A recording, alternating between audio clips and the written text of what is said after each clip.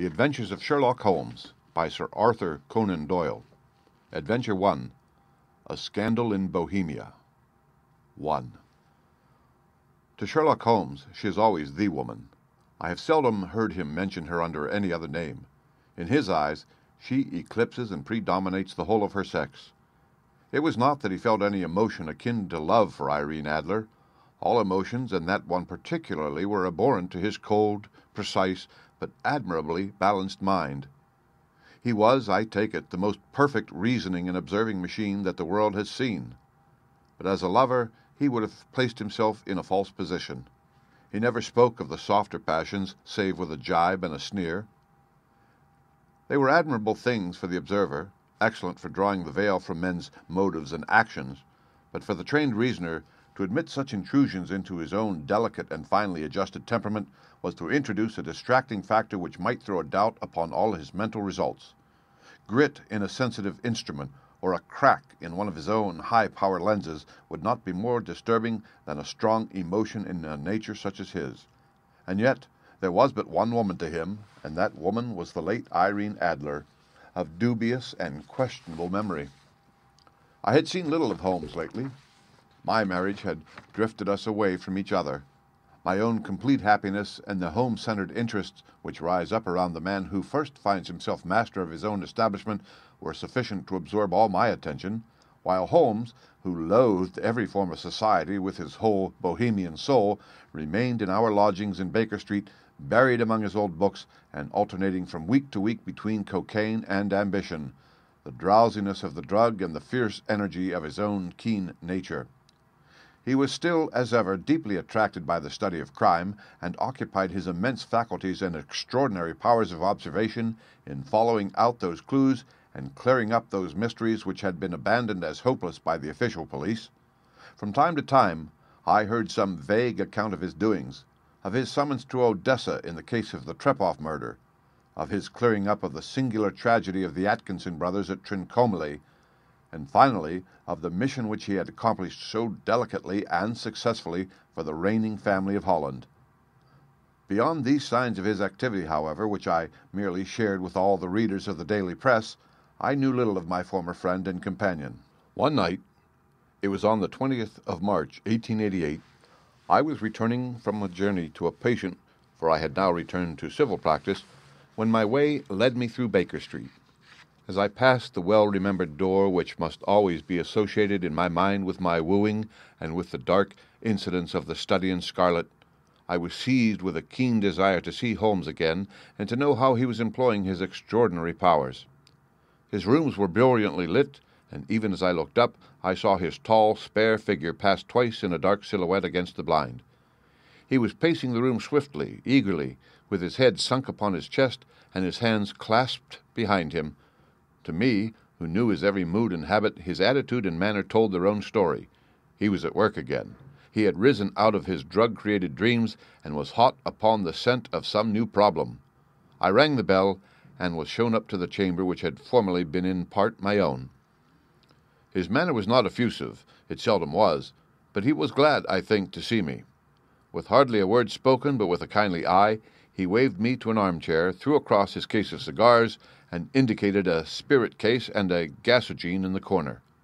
Then he stood before the fire and looked me over in his singular introspective fashion. "Wedlock suits you," he remarked. "I think, Watson, that you have put on 7.5 pounds since I saw you." "7," I answered. "Indeed, I should have thought a little more. Just a trifle more, I fancy, Watson, and in practice again, I observe. You did not tell me that you intended to go into harness."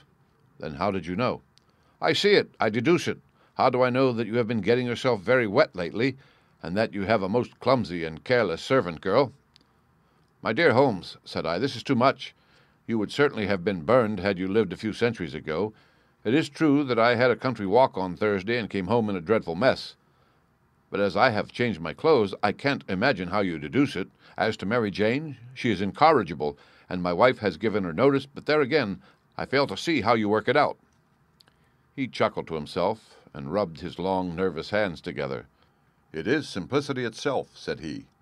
"My eyes tell me that on the inside of your left shoe, just where the firelight strikes it, the leather is scored by 6 almost parallel cuts. Obviously, they have been caused by someone who has very carelessly scraped around the edges of the sole in order to remove crusted mud from it. Hence, you see, my double deduction that you have been out in vile weather, and that you had a particularly malignant boot-slitting specimen of the London slavey. As to your practice, if a gentleman walks into my room smelling of iodoform, with a black mark of nitrate of silver upon his right forefinger, and a bulge on the right side of his top hat to show where he has secreted his stethoscope, I must be dull indeed if I do not pronounce him to be an active member of the medical profession. I could not help laughing at the ease with which he explained his process of deduction. When I hear you give your reasons, I remarked, the thing always appears to me to be so ridiculously simple that I could easily do it myself, though at each successive instance of your reasoning I am baffled until you explain your process, and yet I believe that my eyes are as good as yours.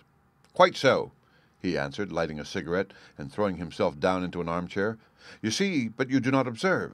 The distinction is clear. For example, you have frequently seen the steps which lead up from the hall to this room. Frequently. How often? Well, some hundreds of times. Then how many are there? How many? I don't know. Quite so. You have not observed, and yet you have seen. That is just my point. Now, I know that there are 17 steps because I have both seen and observed. By the way, since you are interested in these little problems, and since you are good enough to chronicle one or two of my trifling experiences, you may be interested in this. He threw over a sheet of thick, pink-tinted notepaper which had been lying open upon the table. It came by the late post, said he. Read it aloud. The note was undated and without either signature or address. There will call upon you tonight at 7:45, it said, a gentleman who desires to consult you upon a matter of the very deepest moment.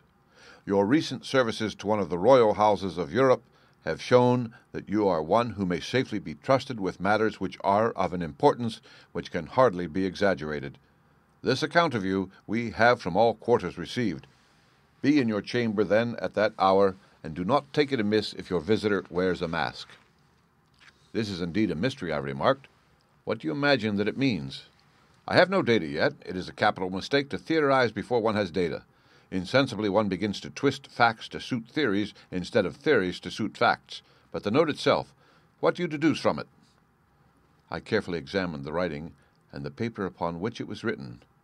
The man who wrote it was presumably well-to-do, I remarked, endeavoring to imitate my companion's processes.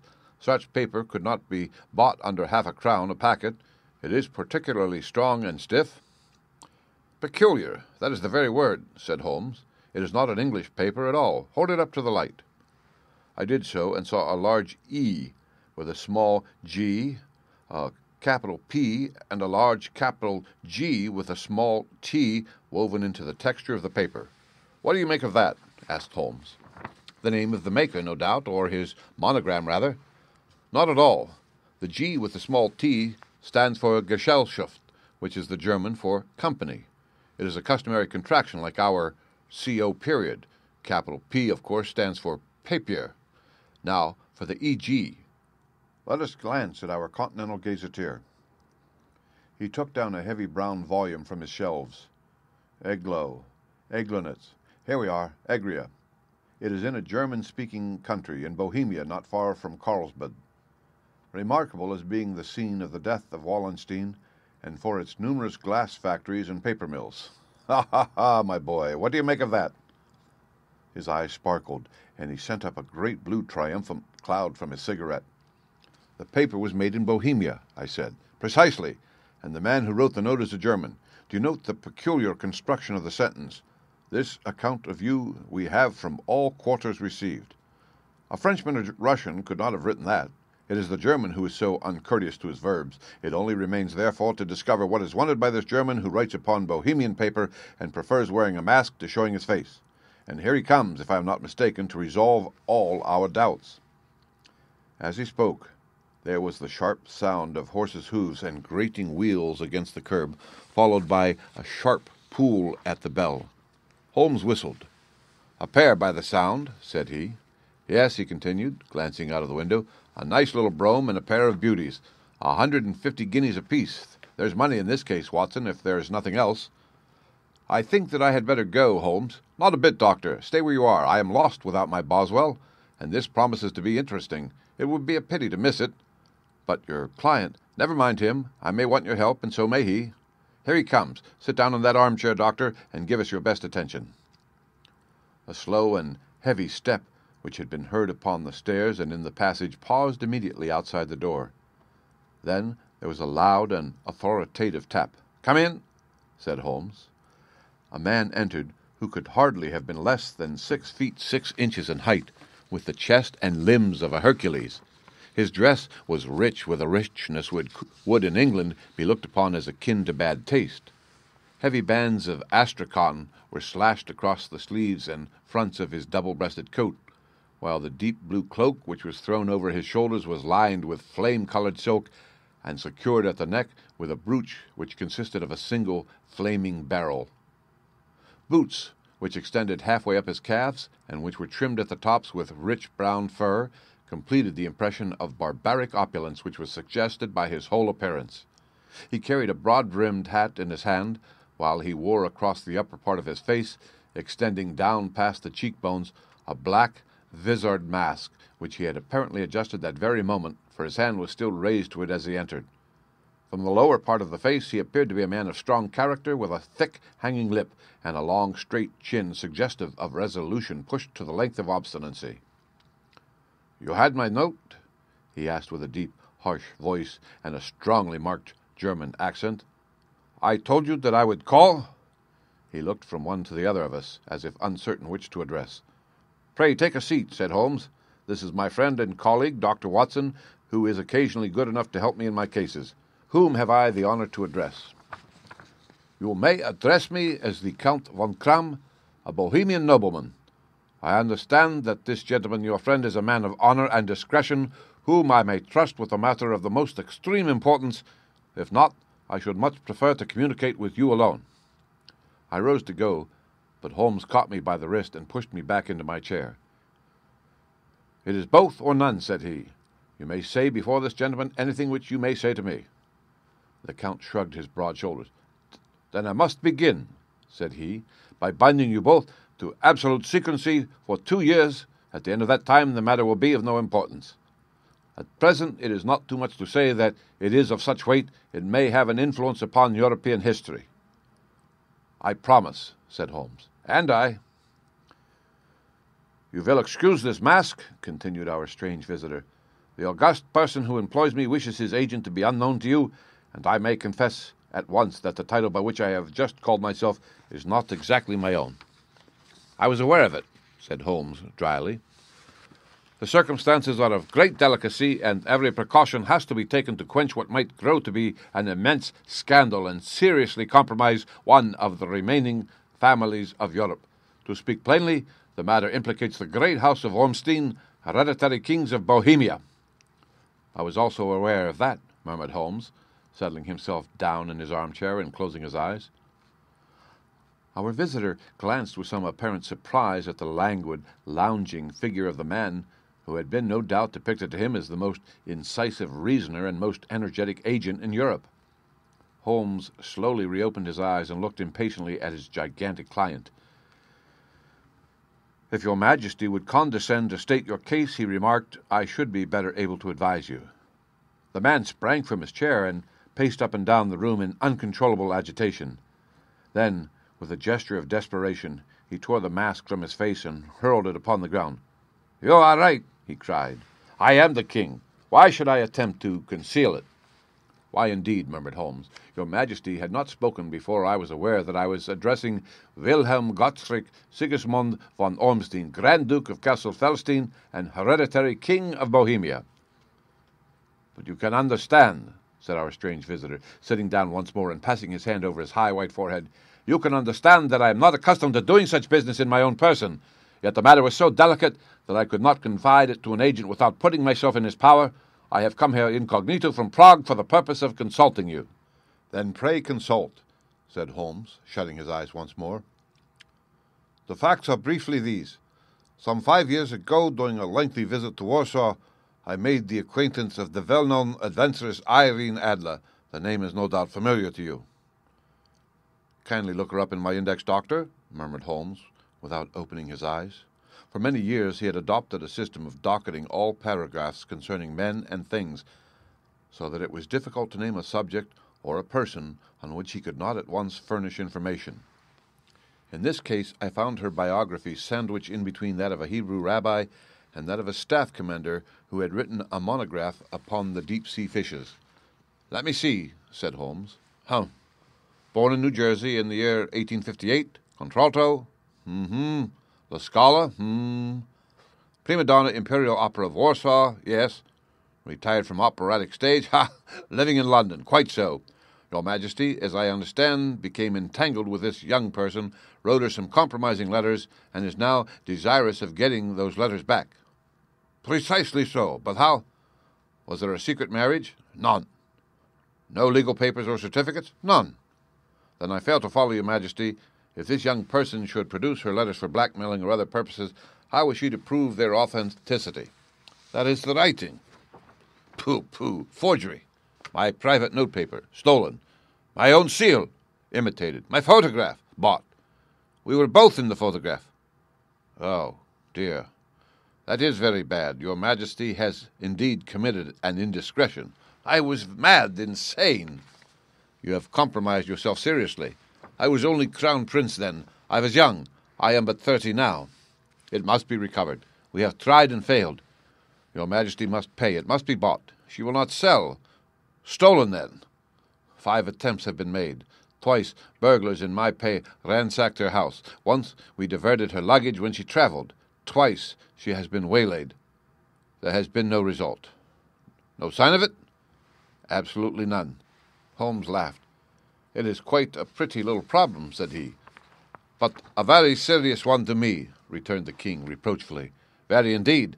And what does she propose to do with the photograph? To ruin me. But how? I am about to be married, so I have heard, to Clotilde Lothman von Saxe-Meiningen, second daughter of the King of Scandinavia. You may know the strict principles of her family. She is herself the very soul of delicacy. A shadow of a doubt as to my conduct would bring the matter to an end. And Irene Adler? Threatens to send them the photograph, and she will do it. I know that she will do it. You do not know her, but she has a soul of steel. She has the face of the most beautiful of women and the mind of the most resolute of men. Rather that I should marry another woman, there are no lengths to which she would not go, none. You are sure that she has not sent it yet? I am sure. And why? Because she has said she would send it on the day when the betrothal was publicly proclaimed. That would be next Monday. Oh, then we have 3 days yet, said Holmes with a yawn. That is very fortunate. As I have 1 or 2 matters of importance to look into just at present, Your Majesty will, of course, stay in London for the present? Certainly. You will find me at the Langham under the name of the Count von Kram. Then I shall drop you a line to let you know how we progress. Pray do so. I shall be all anxiety. Then, as to money, you have carte blanche. Absolutely. I tell you that I would give one of the provinces of my kingdom to have that photograph. And for present expenses, the king took a heavy chamois leather bag from under his coat and laid it on the table. There are 300 pounds in gold and 700 in notes, he said. Holmes scribbled a receipt upon a sheet of his notebook paper and handed it to him. And mademoiselle's address? He asked. In Drury Lodge, Serpentine Avenue, St. John Wood. Holmes took a note of it. One other question, said he. Was the photograph a cabinet? It was. Then good night, Your Majesty, and I trust that we shall soon have some good news for you. And good night, Watson, he added, as the wheels of the Royal Brougham rolled down the street. If you will be good enough to call tomorrow afternoon at 3 o'clock, I should like to chat this little matter over with you. 2. At 3 o'clock precisely, I was at Baker Street, but Holmes had not yet returned. The landlady informed me that he had left the house shortly after 8 o'clock in the morning, and so I sat down beside the fire, however, with the intention of waiting him, however long he might be. I was already deeply interested in his inquiry, for, though it was surrounded by none of the grim and strange features which were associated with the 2 crimes which I have already recorded, still, the nature of the case and the exalted station of his client gave it a character of its own. Indeed, apart from the nature of the investigation which my friend had on hand, There was something in his masterly grasp of a situation and his keen, incisive reasoning which made it a pleasure to me to study his system of work and to follow the quick, subtle methods by which he disentangled the most inextricable mysteries. So accustomed was I to his invariable success that the very possibility of his failing had ceased to enter into my head. It was close upon 4 before the door opened, and a drunken-looking groom, ill-kempt and side-whiskered, with an inflamed face and in disreputable clothes, walked into the room. Accustomed as I was to my friend's amazing powers in the use of disguises, I had to look 3 times before I was certain that it was indeed he. With a nod, he vanished into the bedroom, whence he emerged in 5 minutes, tweed-suited and respectable as of old. Putting his hands into his pockets, he stretched out his legs in front of the fire and laughed heartily for some minutes. "Well, really," he cried, and then he choked and laughed again until he was obliged to lie back limp and helpless in the chair. "What is it?" "It's quite too funny. I am sure you could never guess how I employed my morning or what I ended by doing." "I can't imagine. I suppose that you have been watching the habits and perhaps the house of Miss Irene Adler?" "Quite so. But the sequel was rather unusual. I will tell you, however, I left the house a little after 8 o'clock this morning in the character of a groom out of work. There is a wonderful sympathy and freemasonry among horsey men. Be one of them, and you will know all that there is to know. I soon found Briony Lodge. It is a bijou villa with a garden at the back, but built out in front right up to the road, 2 stories. Chublock to the door, large sitting room on the right side, well furnished, with long windows almost to the floor, and those preposterous English window fasteners which a child could open. Behind there was nothing remarkable, save that the passage window could be reached from the top of the coach-house. I walked round it and examined it closely from every point of view, but without noting anything else of interest. I then lounged down the street and found, as I expected, that there was a mews in a lane which runs down by one wall of the garden. I lent the ostlers a hand in rubbing down their horses, and received in exchange 2pence, a glass of half and half, 2 fills of shag tobacco, and as much information as I could desire about Miss Adler, to say nothing of 6 other people in the neighborhood in whom I was not in the least interested, but whose biographies I was compelled to listen to. "And what of Irene Adler?" I asked. "Oh, she has turned all the men's heads down in that part. She is the daintiest thing under a bonnet on this planet. So say the Serpentine Mews to a man. She lives quietly, sings at concert, drives out at 5 every day, and returns at 7 sharp for dinner. Seldom goes out at other times except when she sings. Has only 1 male visitor, but a good deal of him. He is dark, handsome, and dashing, never calls less than once a day, and often twice. He is a Mr. Godfrey Norton of the Inner Temple. See the advantages of a cabman as a confidant. They had driven him home 12 times from Serpentine Mews, and knew all about him. When I had listened to all they had to tell, I began to walk up and down near Briony Lodge once more, and to think over my plan of campaign." This Godfrey Norton was evidently an important factor in the matter. He was a lawyer. That sounded ominous. What was the relation between them, and what the object of his repeated visits? Was she his client, his friend, or his mistress? If the former, she had probably transferred the photograph to his keeping. If the latter, it was less likely. On the issue of this question depended whether I should continue my work at Briony Lodge or turn my attention to the gentlemen's chambers in the Temple. It was a delicate point, and it widened the field of my inquiry. I fear that I bore you with these details, but I have to let you see my little difficulties if you are to understand the situation. "I am following you closely," I answered. I was still balancing the matter in my mind when a hansom cab drove up by to Briony Lodge, and a gentleman sprang out. He was a remarkably handsome man, dark, aquiline, and mustached, evidently the man of whom I had heard. He appeared to be in a great hurry, shouted to the cabman to wait, and brushed past the maid, who opened the door with the air of a man who was thoroughly at home. He was in the house about half an hour, and I could catch glimpses of him in the windows of the sitting-room, pacing up and down, talking excitedly, and waving his arms. Of her I could see nothing. Presently he emerged, looking even more flurried than before. As he stepped up to the cab, he pulled a gold watch from his pocket and looked at it earnestly. "Drive like the devil," he shouted, "first to Gross and Hankey's in Regent Street, and then to the Church of St. Monica in the Edgware Road. Half a guinea if you do it in 20 minutes. Away they went, and I was just wondering whether I should not do well to follow them, when up the lane came a neat little landau, the coachman with his coat only half buttoned, and his tie under his ear, while all the tags of his harness were sticking out of the buckles. It hadn't pulled up before she shot out of the hall door and into it. I only caught a glimpse of her at the moment, but she was a lovely woman with a face that a man might die for. "The Church of St. Monica, John. she cried, "and half a sovereign if you reach it in 20 minutes."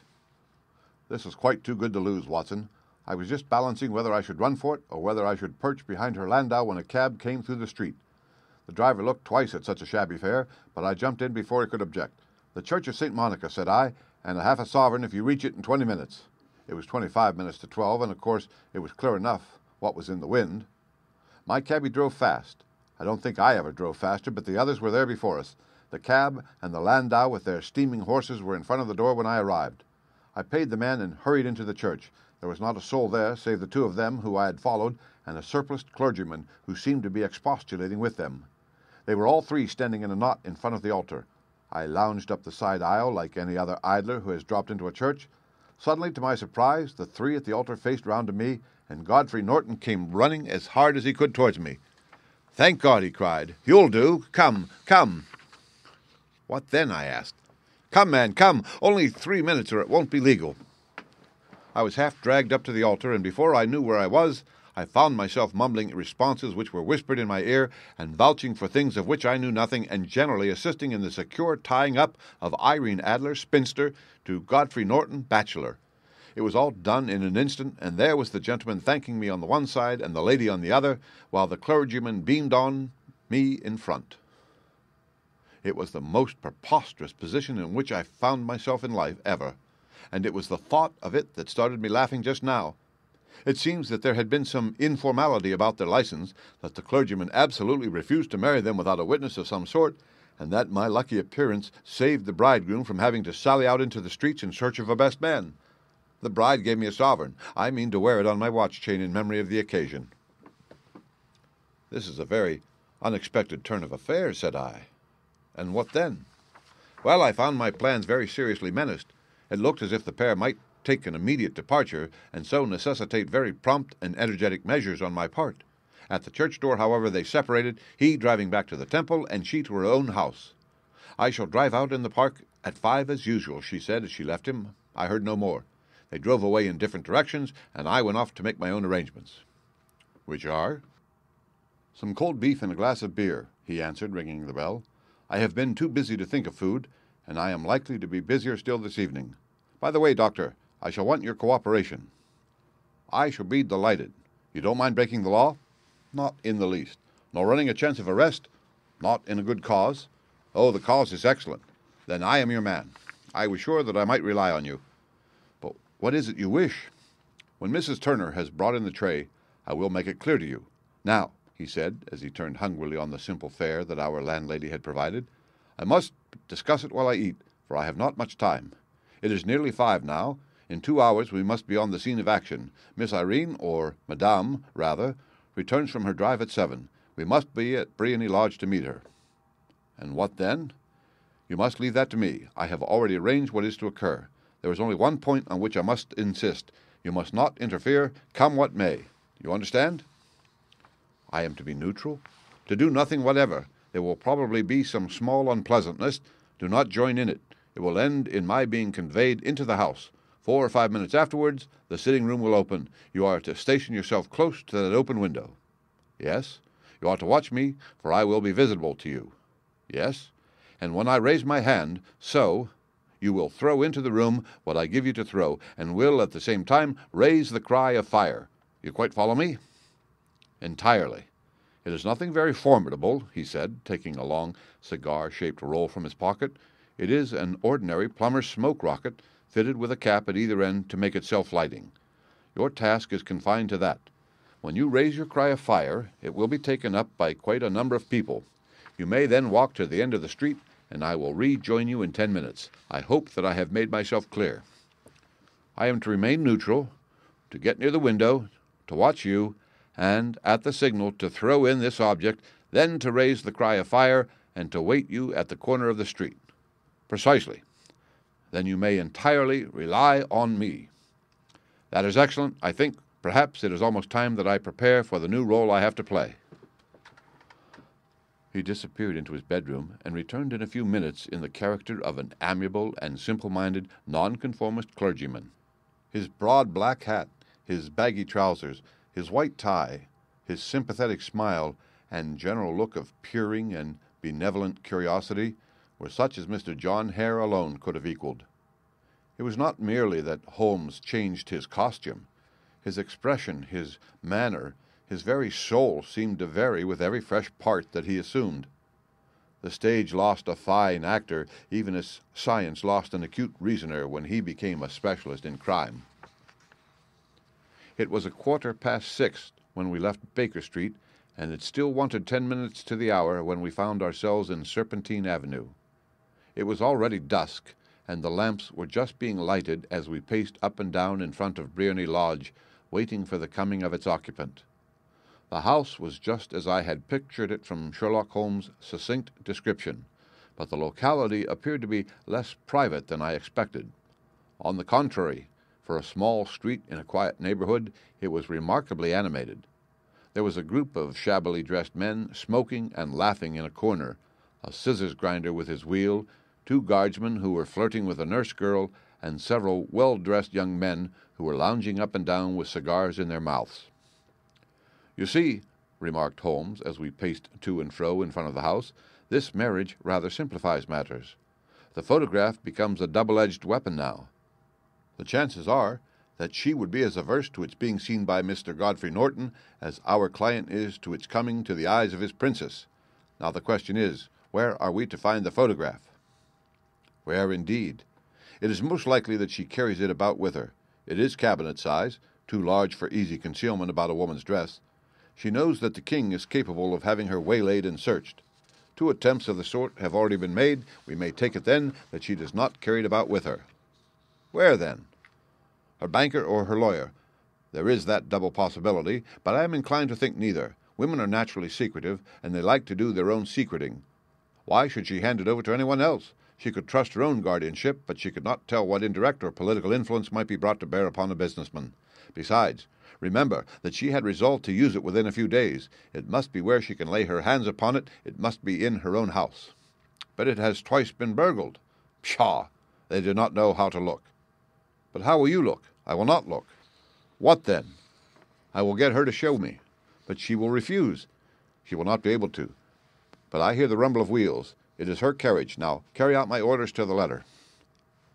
As he spoke, the gleam of the sidelights of a carriage came round the curve of the avenue. It was a smart little landau which rattled up to the door of Briony Lodge. As it pulled up, one of the loafing men at the corner dashed forward to open the door in the hope of earning a copper, but was elbowed away by another loafer who had rushed up with the same intention.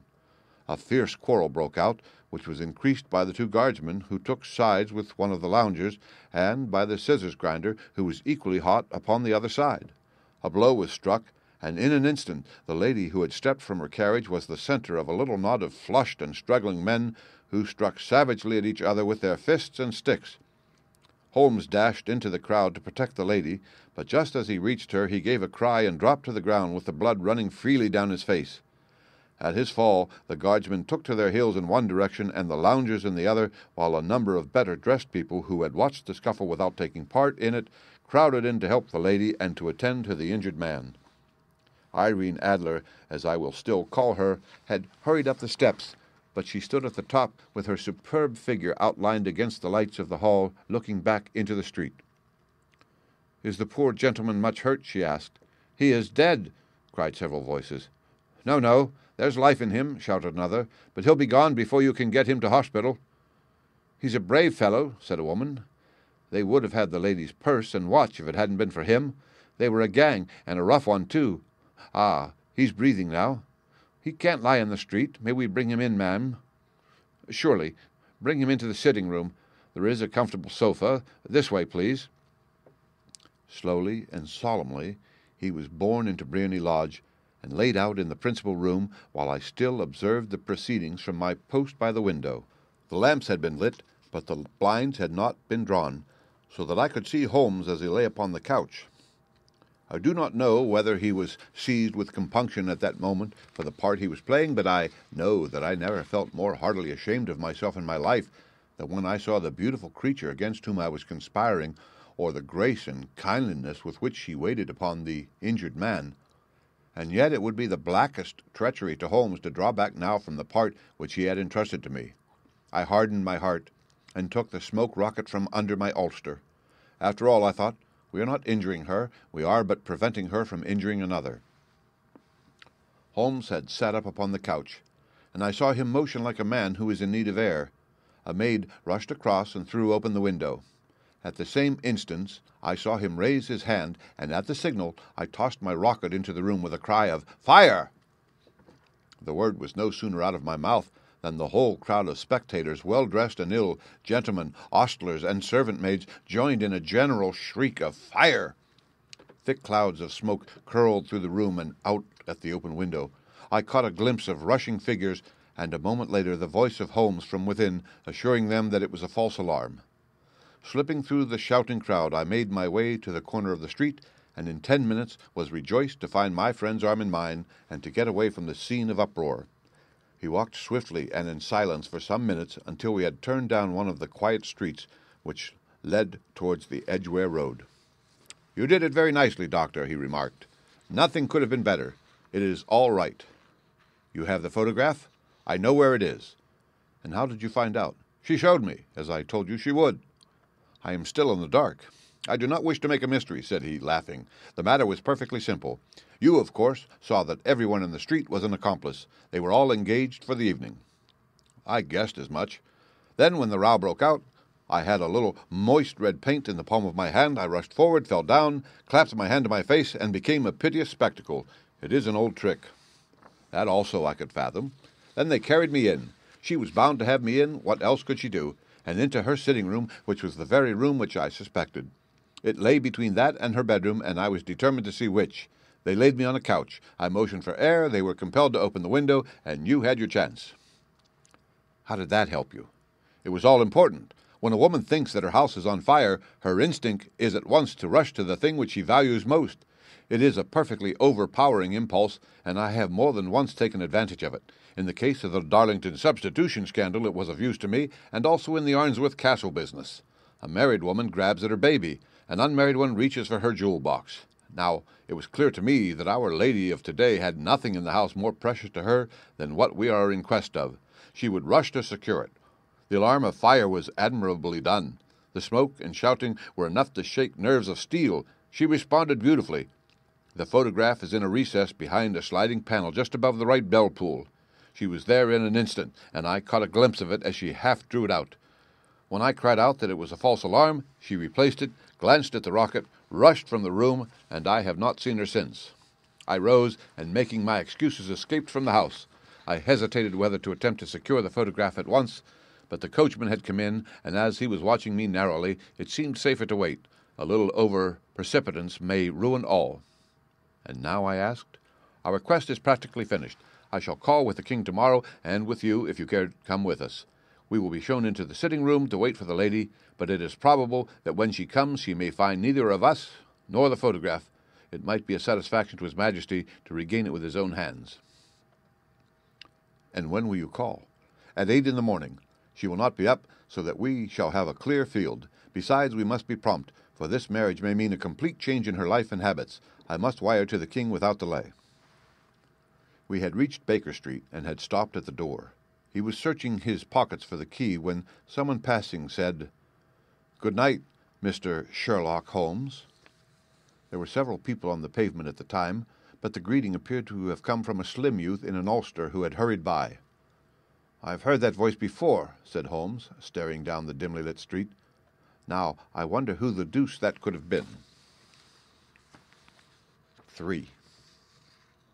I slept at Baker Street that night, and we were engaged upon our toast and coffee in the morning when the King of Bohemia rushed into the room.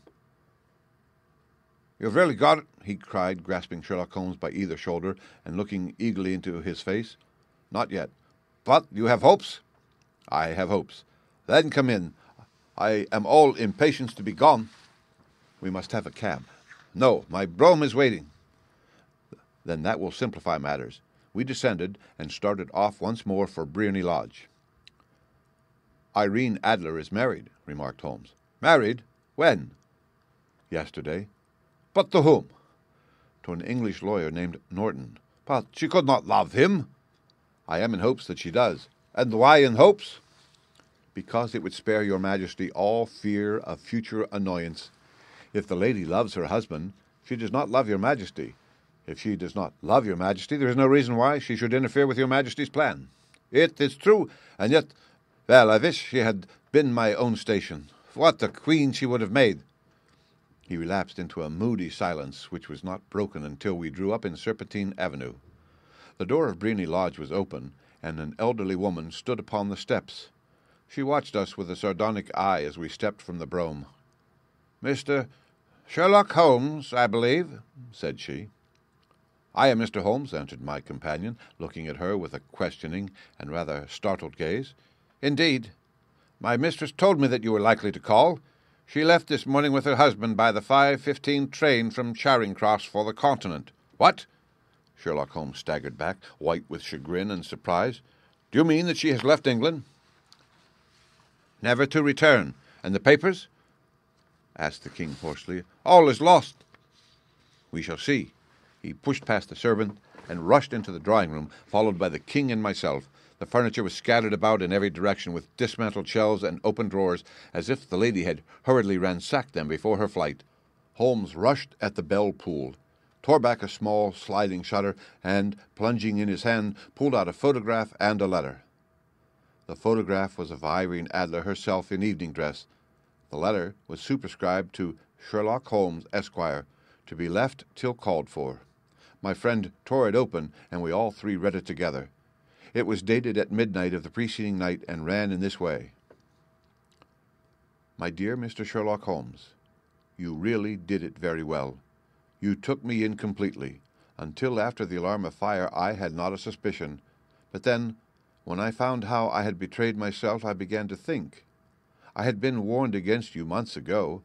I had been told that if the king employed an agent, it would certainly be you, and your address had been given me. Yet with all this, you made me reveal what you wanted to know. Even after I became suspicious, I found it hard to think evil of such a dear, kind old clergyman. But you know, I have been trained as an actress myself. Male costume is nothing new to me. I often take advantage of the freedom which it gives. I sent John, the coachman, to watch you, ran upstairs, got into my walking clothes, as I call them, and came down just as you departed. Well, I followed you to your door, and so made sure that I was really an object of interest to the celebrated Mr. Sherlock Holmes. Then I, rather imprudently, wished you good night, and started for the Temple to see my husband. We both thought the best resource was flight, when pursued by so formidable an antagonist, so you will find the nest empty, and when you call tomorrow. As to the photograph, your client may rest in peace. I love and am loved by a better man than he. The king may do what he will without hindrance from one whom he has cruelly wronged. I keep it only to safeguard myself, and to preserve a weapon which will always secure me from any steps which he might take in the future. I leave a photograph which he might care to possess, and I remain, dear Mr. Sherlock Holmes, very truly yours, Irene Norton, née Adler." "What a woman! Oh, what a woman!" cried the King of Bohemia, when we had all three read this epistle. "Did I not tell you how quick and resolute she was? Would she have not made an admirable queen? Is it not a pity that she was not on my level?" "From what I have seen of the lady, she seems indeed to be on a very different level to your Majesty," said Holmes coldly. "I am sorry that I have not been able to bring your Majesty's business to a more successful conclusion." "On the contrary, my dear sir," cried the king, "nothing could be more successful. I know that her word is inviolate. The photograph is now as safe as if it were in the fire." "I am glad to hear your Majesty say so. I am immensely indebted to you. Pray tell me in what way I can reward you. This ring." He slipped an emerald snake ring from his finger and held it out upon the palm of his hand. "Your Majesty has something which I should value even more highly," said Holmes. "You have but to name it." "This photograph." The king stared at him in amazement. "Irene's photograph?" he cried. "Certainly, if you wish it." "I thank your Majesty. Then there is no more to be done in the matter. I have the honor to wish you a very good morning."